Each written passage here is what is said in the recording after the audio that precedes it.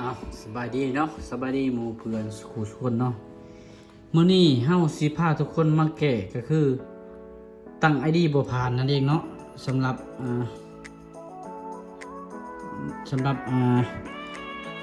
คือว่า iPhone ตัวนี้เนาะ iPhone 10เดี๋ยวนี้เนาะตั้ง ID บ่ผ่านมันพ้องว่า iPhone ตัวนี้หันมันเขาเรียกว่ามาเบิ่งนำกันเลยเนาะมันว่าตั้งมาหลาย ID แล้วเนาะตั้งกันเลยเนาะกดเนาะกดเนาะภาษา ID เนาะนี่เนาะมันพ้องว่าไม่สามารถสร้าง Apple ID iPhone ตัวนี้ได้ถูกใส่สร้าง Apple ID ใหม่มากเกินไปติดต่อบริการ Apple หรือว่าช่วยเหลือเปิดเนาะ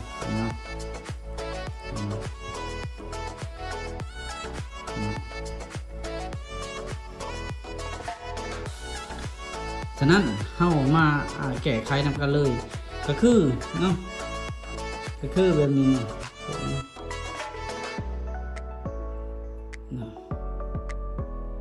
ก็คือให้ทุกคนคือว่ารีเซ็ตโทรศัพท์นี่ใหม่เลยเนาะล้างเครื่องมือถือเครื่องนี้เลยเนาะล้างมือถือเครื่องใหม่เลยแบบว่าบ่ให้มันจำขาอย่างต่างๆเนาะเฮาล้างใหม่เลยเดี๋ยวหลังจากที่ว่าเฮาล้างแล้วมันสิได้หรือบ่เนาะเดี๋ยวเฮามาเบิ่งขั้นตอนในการล้างนำกันเลยเนาะแล้วเฮามาทำการล้างเครื่องนำกันเลยเนาะแล้วเฮามาทำการตั้ง ID เนาะเข้ามาที่ตั้งค่าเลยเนาะหลังจากนั้นเข้ามาที่ทั่วไปเนาะเรียนเข้ามานี่เนาะ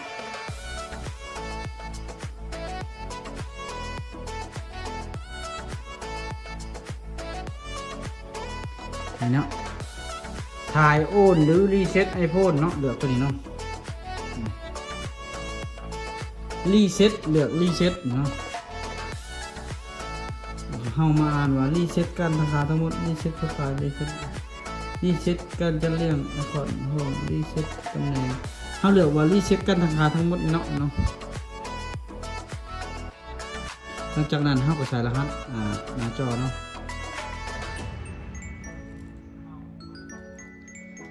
ใส่รหัสหน้าจอเนาะหลังจากนั้นรีเซ็ตเลยเนาะกดรีเซ็ตเลยย้ำเนาะว่ารีเซ็ตคันว่าเครื่องผู้ใดเป็นมันรีเฟอร์บิชแล้วมันจะรีเซ็ตบ่ได้นั่นเองเนาะมันรีเซ็ตได้แต่ว่าเปิดเข้าใช้งานแบบว่ามันสิบ่ได้เนาะมันจะติดเนาะรีเซ็ตเลยเนาะ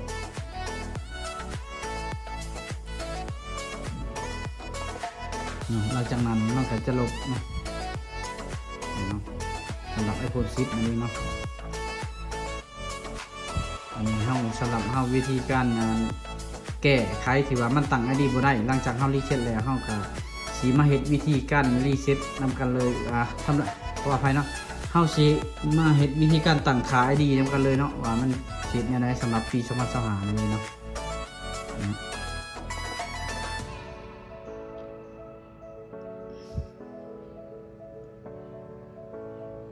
มันจะเปิดเครื่องมาเนาะ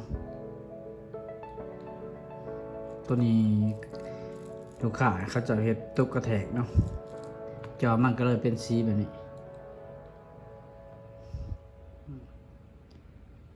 เพราะว่าทุกอย่างในเครื่องนี้มันจะเป็นศูนย์เลยนะเนาะ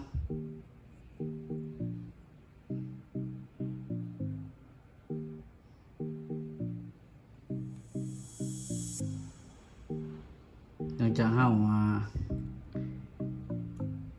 รีเซ็ตแล้วเฮามาตั้งค่า ID เลยตั้ง ID ใหม่เลยถ้าว่าผู้ใดที่ว่าเขาเรียกว่าถ้าว่าผู้ใดที่ว่ามันนั่นตั้งID บ่ได้เนาะแนะนำว่าให้ลบ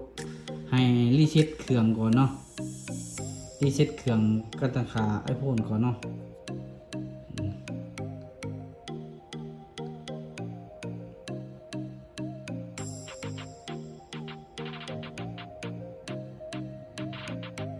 เลือก2อย่างเนาะ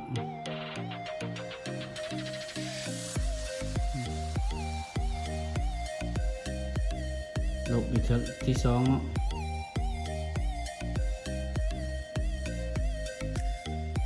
ล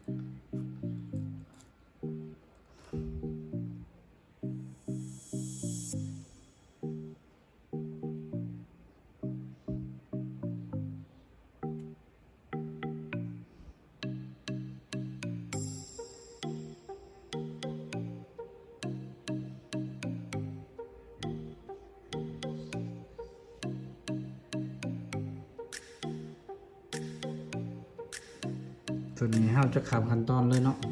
ตัวน้อยเนาะก็ชี้ข้าวตัวนี้มามันก็สิโดนเนาะมาสองชุดเนาะยาวมาเบิ่งตอนสุดท้ายเลยนี่เนาะหลังจากมันแลนสุดแล้วมันจะขึ้นมาหน้านี้เลยตรงนี้เนาะเนาะเฮาจะเลือกเนาะเลือกเป็นภาษาไทยก็ได้เนาะ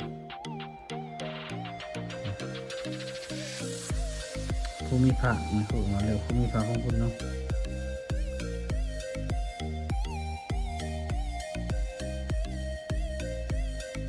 เลือกภูมิภาคเนาะเลือกไทยกันเนาะภูมิภาคลาวเนาะภูมิภาคสำคัญในเลือกภูมิภาคในการตั้งอดีจะหน่อย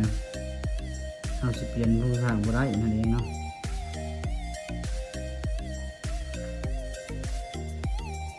เลือกลาวเนาะ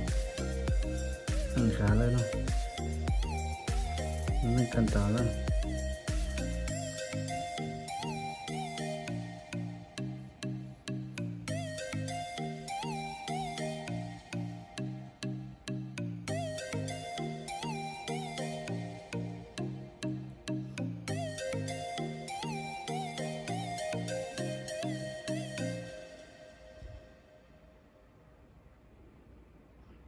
ภาษาไทยเนาะ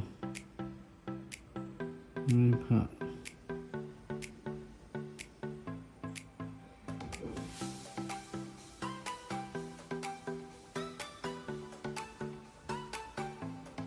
เลือกไทยไปก่อนเลยเนาะตรงนี้เนาะมันจะให้ใส่ Wi-Fi ไปเลยเนาะนะครับ Wi-Fi นี่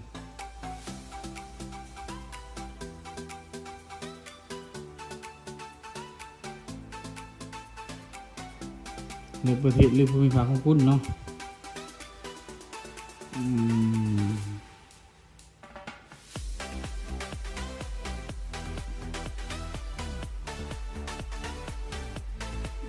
มันนี้ใส่รหัส Wi-Fi ไปเลยเนาะ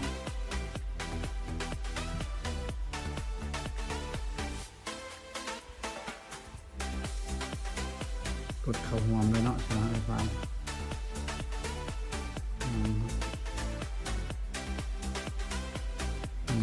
เราทาเนาะมาใส่เวลาไม่กี่นาทีตัวใช้งานให้เพื่อนคุณเนาะเดี๋ยวกลับไปถัดไปเลยเนาะ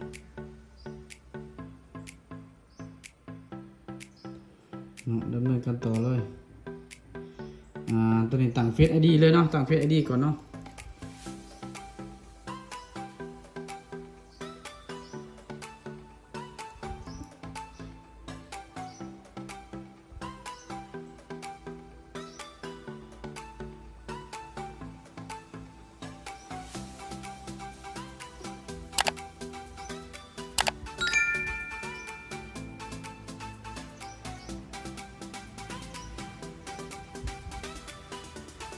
นี่เนาะถ้าตั้งเฟซ ID เรียบร้อยแล้วเนาะมันจะใส่รหัสเลยเนาะ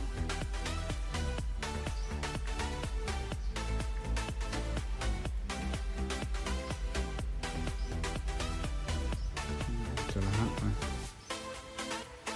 ใส่รหัสแล้วมันก็ถามคืนว่ากูคืนบ่ว่าไม่ถ่ายโอนข้อมูลยังเลยเนาะไม่ถ่ายโอนข้อมูลยังเลย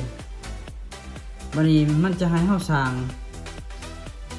ใส่ Apple ID ที่แตกต่างสำหรับ iCloud หรือบริการ Apple หรือไม่นี่เขาก็เลยว่าเขาเลือกว่าลืมรหัสผ่านหรือยังไม่มี Apple สมัยเขาเลือกตัวนี้เนาะนี่เลือกตัวนี้เลยวันนี้เขามาตั้งเลยได้ไหมเนาะเขามาตั้งเลยมันเขาตัว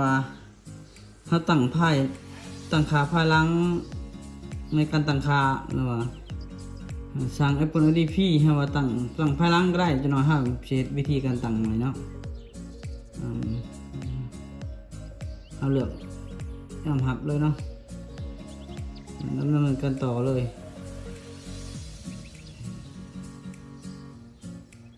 ดำเนินการต่อเลยเนาะเปิดตำแหน่งเปิดก็เปิดแล้วกดเปิดเลยเนาะดำเนินการต่อเลยเนาะ